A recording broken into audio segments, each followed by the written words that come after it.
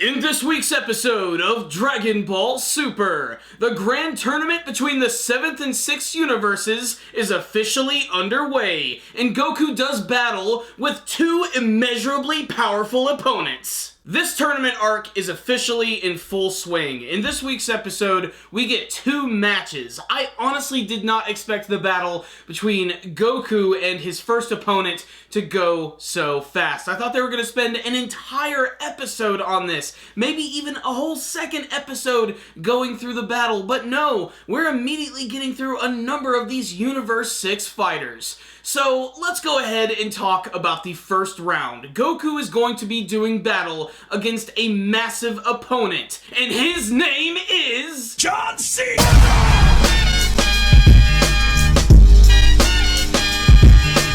No, that doesn't actually happen, but wouldn't that be awesome? The first match is between Goku and Botamo. Botamo is this giant yellow bear who has the ability to absorb a number of different attacks. Physical ones and ki blasts, and according to Jacko the Galactic Patrolman, he actually takes these attacks and sends them to another universe altogether. It's pretty freaking ridiculous, but if you can accept it, it's also pretty damned awesome as well. Botamo's powers basically consist of him constantly just bumping and bouncing around the room. And something else that I think is really cool is that the outer walls, or the bubble that contains them within this massive arena, is actually also considered a part of the ring. So they can actually bounce off of that and fight against that surface. And that's exactly what Botamo does. Literally like a bouncy ball, just moving all over the place. And he plows into Goku a couple of times, and even has the abilities to shoot ki blasts from his mouth and from his ears. But eventually, Goku is able to overcome him. The problem is, at first, he has a lot of trouble with this because none of his attacks work.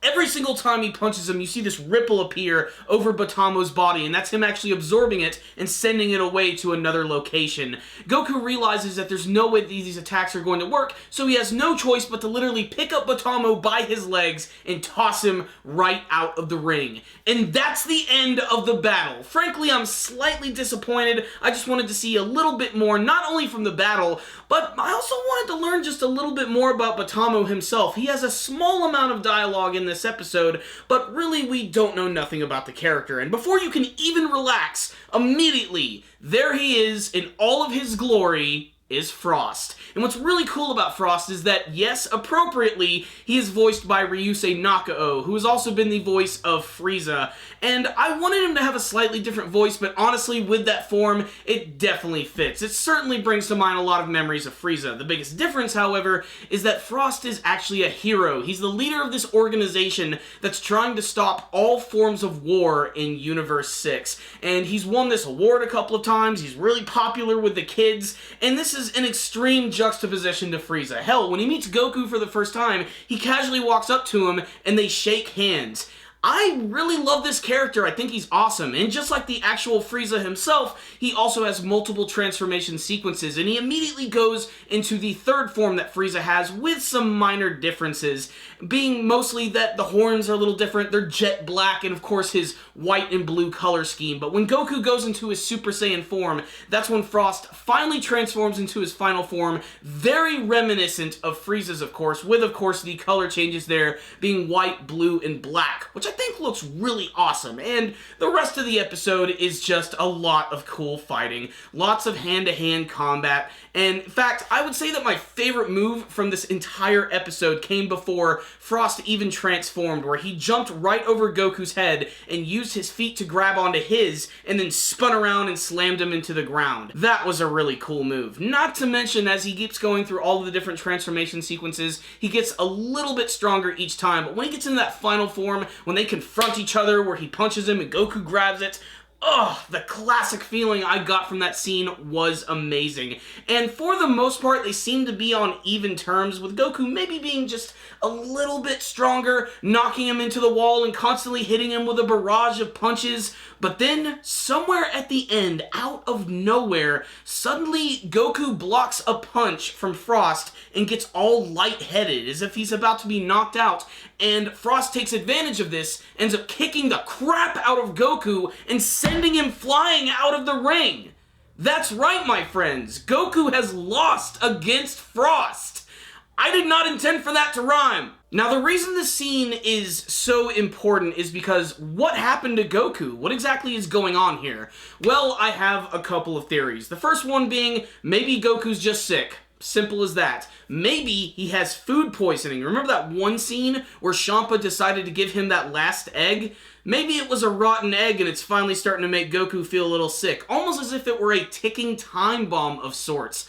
I did think that scene was a little strange. Maybe it was just him praising Goku, I'm not quite so sure. The other thing that I could say is maybe this was a special ability that was used by Frost. Maybe he poisoned him or hypnotized him in some way. There was some evidence to that in this episode. Like when he actually does punch Goku's hand as he's blocking it, you can see this little glimmer of ki energy, this purple energy, which as soon as that hits him, Goku starts to feel like something is wrong. And I don't know what this ability is, but if it's tied into the fact that he actually is poisonous in some way, that is going to be very dangerous. So, Goku is lost. That's the end of the episode. Who's going to take this guy on now? So what's the rundown on this week's episode of Dragon Ball Super? I love this episode, and I also hated this episode all at the same time.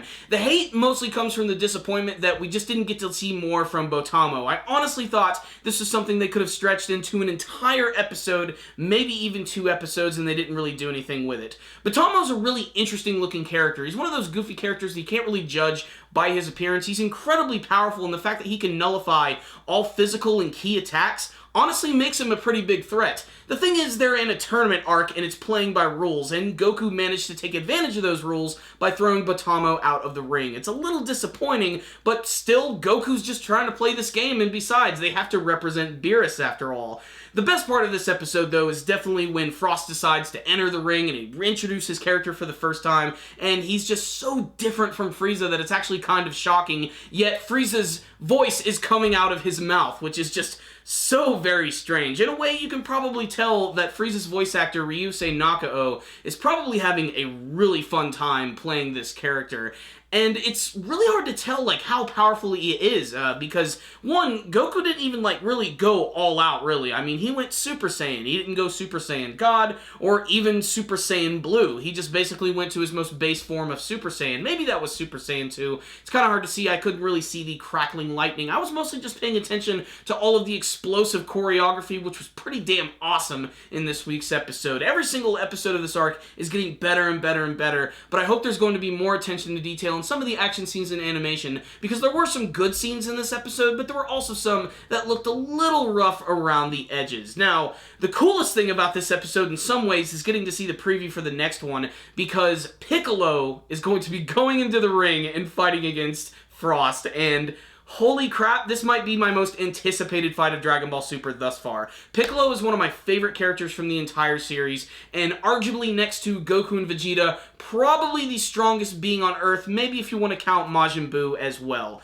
But Piccolo has always been one of those characters that I've loved seeing his growth as the series has gone on. He's changed drastically since the beginning, being the seed of pure evil. He's very much like Vegeta in a sense, where he started out as a villain and became a hero, but he's always developing some brand new techniques, and it looks like he is going to be using a classic one in next week's episode, the big special beam cannon, the Mankan Shapapawaba, whatever the hell they call it in the Japanese version. It has a much cooler sounding name, but the battle between him and Frost looks like it's going to be really exciting. It looks like it's going to have slightly better animation than this episode, and if Piccolo is able to take down Frost, that's going to be one hell of an accomplishment, because they heavily imply that Frost is maybe the most powerful member from Universe 6. I don't think that's the case. I still think it's that one character by the name of Hito, or Heat. He's the one purple-looking alien who doesn't really seem all that impressed by anything that's going on. More evidence leading me to believe that he's probably way more powerful than a lot of these characters that we've seen. But we still need to see from some of the other characters. Like, I still want to see Vegeta. I really want to see Monaka in action just because of the way that they've been building him up. I really hope he's not just going to be a one-off joke character with big nipples.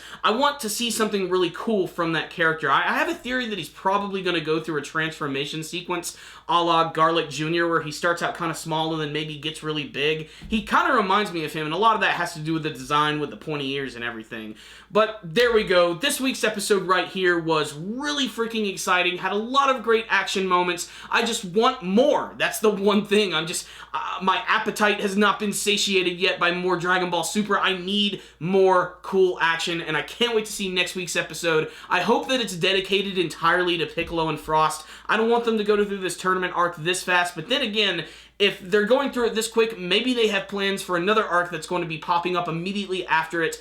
I have no idea. It's already like way past the manga at this point, and that's pretty freaking awesome. So Dragon Ball Super this week gets a 4 out of 5 from me. A really classic episode, which didn't have the greatest animation and artwork in some moments, but was still incredibly exciting and had an amazing upset at the end when Goku was suddenly defeated and all dazed because he was fighting against Frost. So 4 out of 5 from me. I loved it, but what about you guys? Did you watch this week's episode of Dragon Ball Super? Make sure to tell me what you thought about it in the comment section below. What did you think about the battle between Goku and Botamo? Do you like the character of Botamo? What do you think about his abilities? And what's the deal with Frost defeating Goku? What happened to him? Did he suddenly become ill? Was he poisoned? Was he hypnotized?